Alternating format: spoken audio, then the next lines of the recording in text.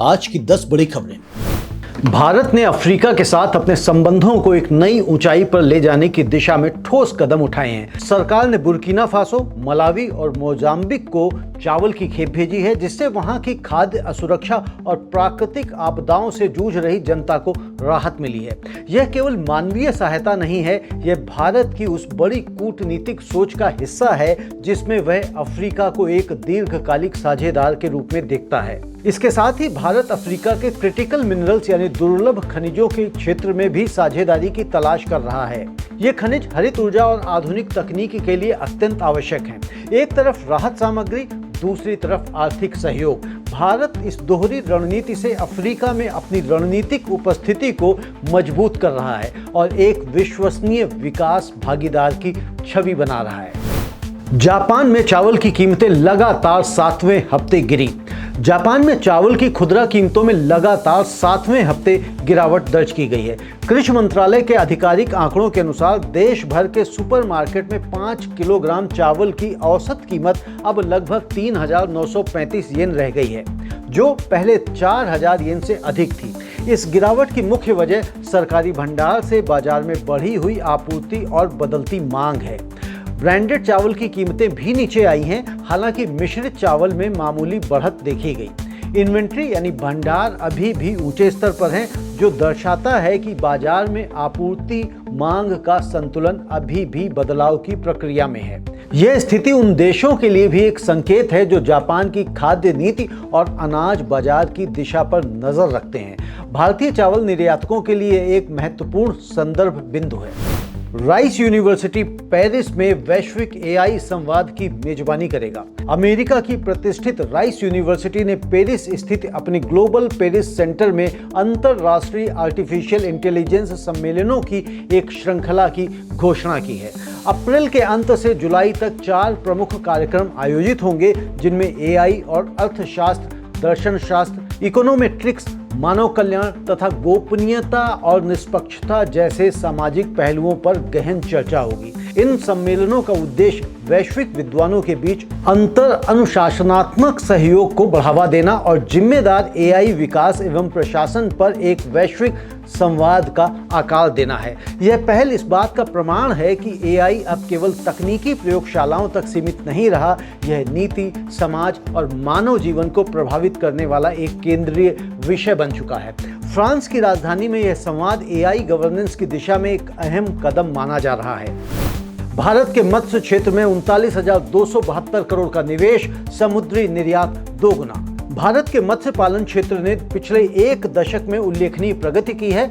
वर्ष 2015 से अब तक इस क्षेत्र में 39,272 करोड़ का निवेश हुआ है, जिसके परिणाम स्वरूप मछली उत्पादन और समुद्री खाद्य निर्यात दोनों दोगुने से अधिक हो गए हैं। वर्ष 2024-25 में समुद्री निर्यात लगभग 62,000 करोड़ तक पहुंच गया है। सरकारी योजनाओं के समर्थन से यह क्षेत्र कृषि के भीतर एक उच्च विकास क्षेत्र के रूप में उभरा है, जो लाखों मछुआरों और तटीय समुदायों की आजीविका को सशक्त बना रहा है। भारत अब वैश्विक समुद्री खाद्य बाजार में एक मजबूत खिलाड़ी के रूप में स्थापित हो रहा है। यह वृद्धि न केवल खाद्य सुरक्षा बल्कि रोजगार सृजन और विदेशी मुद्रा अर्जन के लिहाज से भी देश के लिए एक बड़ी उपलब्धि है। पश्चिम एशिया संघर्ष से भारत के ऑटो निर्यात को खतरा। एंटीक स्टॉक ब्रोकिंग की एक ताजा रिपोर्ट के अनुसार पश्चिम एशिया में जारी संघर्ष भारत के ऑटोमोबाइल निर्यात वृद्धि पर नकारात्मक प्रभाव डाल सकता है। बढ़ती माल भाड़ा लागत, कच्चे माल की ऊंची कीमतें और आपूर्ति श्रृंखला में व्यवधान, ये 3 प्रमुख कारण हैं जो इस क्षेत्र के सामने चुनौती बन रहे हैं।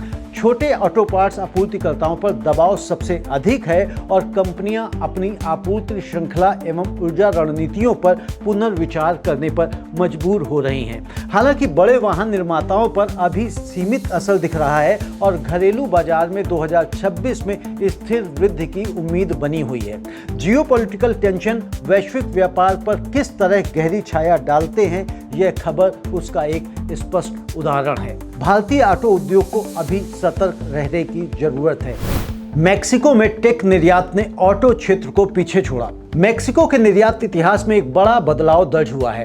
कंप्यूटर उपकरण और इलेक्ट्रॉनिक्स जैसे प्रौद्योगिकी उत्पादों के निर्यात ने ऑटोमोटिव क्षेत्र को पीछे छोड़ते हुए देश की शीर्ष निर्यात श्रेणी का स्थान हासिल कर लिया है। वर्ष 2025 में कंप्यूटर संबंधित वस्तुओं के निर्यात में लगभग 145% की वृद्धि हुई, जबकि कुल निर्यात वृद्धि केवल 7.6% रही। इस उछाल के पीछे अमेरिका की बढ़ती मांग और चीनी तकनीक आयात पर निर्भरता घटाने की नीति है। USMCA व्यापार समझौते के अनुकूल नियमों ने भी मेक्सिको को इस बदलाव का लाभ उठाने में मदद की है। यह बदलाव वैश्विक तकनीकी आपूर्ति श्रृंखलाओं के पुनर्गठन की बड़ी कहानी का हिस्सा है।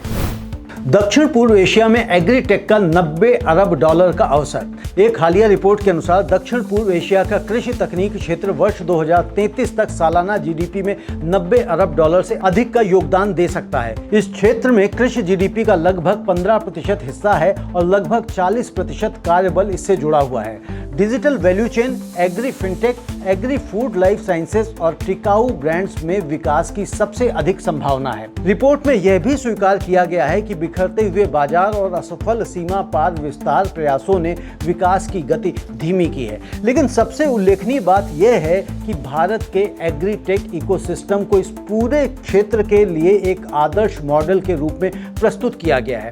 यह भारत के लिए न केवल गर्व की बात है, बल्कि निर्यात और तकनीकी नेतृत्व के लिए नए द्वार खोलती है। पाकिस्तान में किसानों को जल्दी धान बोने से आगाह किया गया। पाकिस्तान के कृषि अधिकारियों ने किसानों को चेतावनी दी है कि वे धान की बुआई समय से पहले ना करें। अधिकारियों का कहना है कि समय से पहले बुआई करने से कीट हमले, कम उपज और जल संकट जैसी समस्याएं उत्पन्न हो सकती हैं। किसानों को निर्देश दिया गया है कि वे अनुशंसित बुआई समय सीमा आमतौर पर मई के मध्य के बाद का पालन करें। इस कदम का उद्देश्य उत्पादकता में सुधार करना, जल संसाधनों का संरक्षण करना और गर्मी तथा कीट चक्रों से होने वाले नुकसान को रोकना है। यह निर्देश ऐसे समय में आया है जब पाकिस्तान में कृषि क्षेत्र पहले से ही जलवायु दबाव और आर्थिक चुनौतियों का सामना कर रहा है। सही समय पर सही बुआई, यह सरल सिद्धांत किसानों की आय और देश की खाद्य सुरक्षा दोनों के लिए निर्णायक है। गोवा सीएम ने राष्ट्रीय कृषि बैठक में तकनीकी संचालित खेती पर जोर दिया। पणजी में आयोजित राष्ट्रीय कृषि बैठक में गोवा के मुख्यमंत्री प्रमोद सावंत ने प्रौद्योगिकी आधारित खेती को बढ़ावा देने पर बल दिया।